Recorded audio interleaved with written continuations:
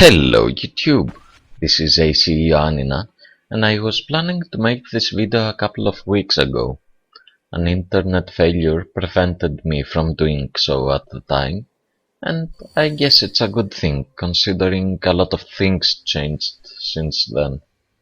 But first things first, I haven't uploaded any new videos lately, because I have pretty much given up on Assassin's Creed 3. I don't play much anymore, plus I didn't feel the need I had something to say, so no point in making one. But I guess now it is time. More on my current stance about Assassin's Creed will be in another video. This video is about the so-called next-gen consoles. Those of you who have been listening to my commentaries know that I have been flirting with the idea of getting a new console, and that I decided to wait for the next gen ones to come out. I saw them revealing the new consoles, and the truth is that I'm not very happy with some of the things they're planning to do. Still, I reserved judgment until E3, so now I think it's high time to share my thoughts with you. I really don't like what they've been doing with the Xbox One, which is not very surprising considering very few people did. Other people have expressed their dislike towards it better than I ever could, and at least Microsoft appeared to have listened to them. Originally, they were planning to institute a draconian DRM that could only harm their customers. Who knows what they were thinking? At least, eventually they reversed this policy, but still, it was pretty bad, and we never know if they are planning to restore this DRM in the future.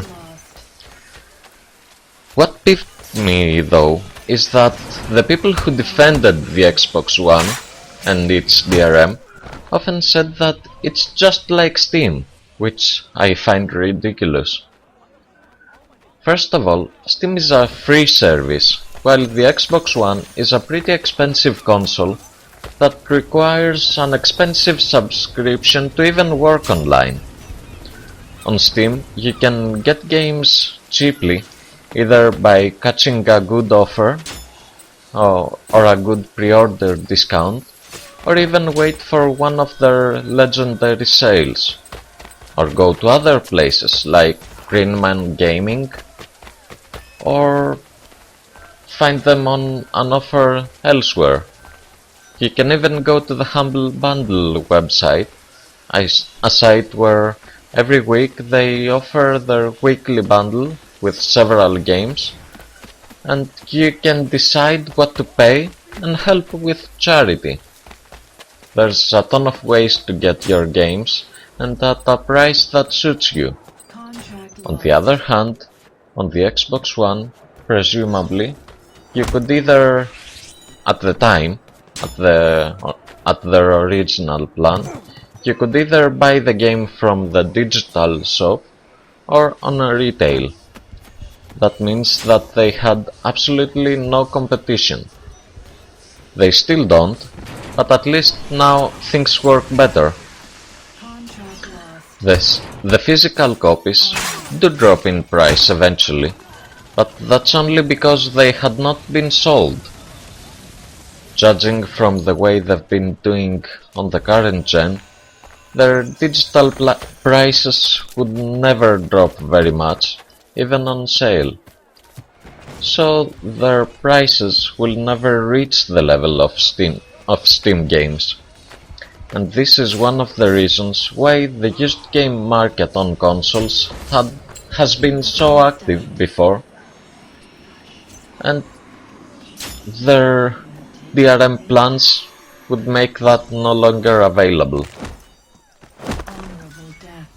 And of course, Steam does work as a DRM, but once you download or activate a game through Steam, you don't really have to connect online.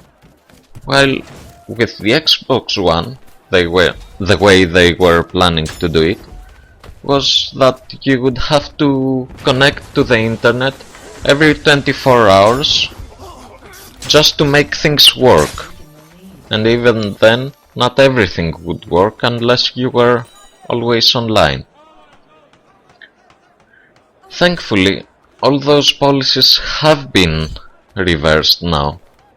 You can now play your games on the Xbox One without any internet access. But the sheer audacity of planning to do something like that in the first place is infuriating. And let's not forget of the mandatory Kinect, which is a camera and a microphone that always has to be connected on the Xbox One, combined with the Prism deal that Microsoft has signed in, make it a very unattractive device. The reason why I wanted to buy a console is that I wanted a system that's dedicated to gaming. A system where I don't have to share resources with other programs or systems and get the best stuff out of that device. On consoles, games are designed to work well with them despite everything else. Well, that's not something that happens on PC. On PC, sometimes you are limited by the system requirements, bad porting, and other issues. Also, I wanted to just put the game in the tray and play, nothing more. Simple as that. The new consoles aren't really offering anything similar to that. The new consoles are becoming more and more like PC. And although that's in a few ways a good thing, they are trying to incorporate elements that work well on PCs. But that's also a bad thing. You're losing the dedication of a gaming device. So why not stay on PC? The prices on games are better. The capabilities of a PC is infinitely more. You have a lot of freedom that you will never get on consoles. And pretty much most of the things that made a console attractive to me are going away. Now, I wouldn't mind a console that works entirely digital, a console that works like Steam, where you can buy your games on every single digital shop.